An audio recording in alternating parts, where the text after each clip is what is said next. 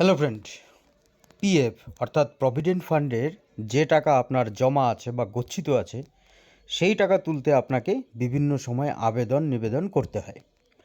কিছু কিছু কারণ ভিত্তিতে আপনাকে পিএফের টাকা অগ্রিম দেওয়া হয়।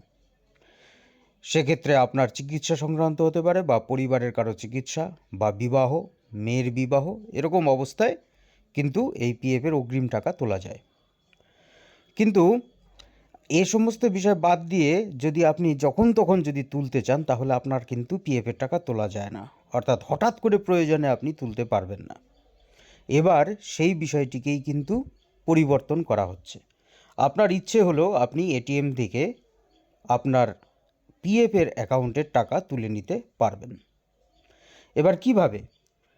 কেন্দ্রীয় মন্ত্রক অর্থাৎ পিএফের যে মন্ত্রক আছে কেন্দ্রীয় সরকারের, তারা জানাচ্ছে যে প্রত্যেক পিএফ সদস্যকে একটি করে এটিএম কার্ড দেওয়া হবে, তার মাধ্যমে তিনি টাকা তুলতে পারবেন। ঠিক যেমন অ্যাকাউন্ট থেকে টাকা তোলার জন্য ব্যাংক ডেবিট কার্ড দিয়ে থাকে। এছাড়াও বায়োমেট্রিক পদ্ধতিতে আঙুলের ছাপ ব্যবহার করেও এই টাকার সুবিধা দেওয়া হবে।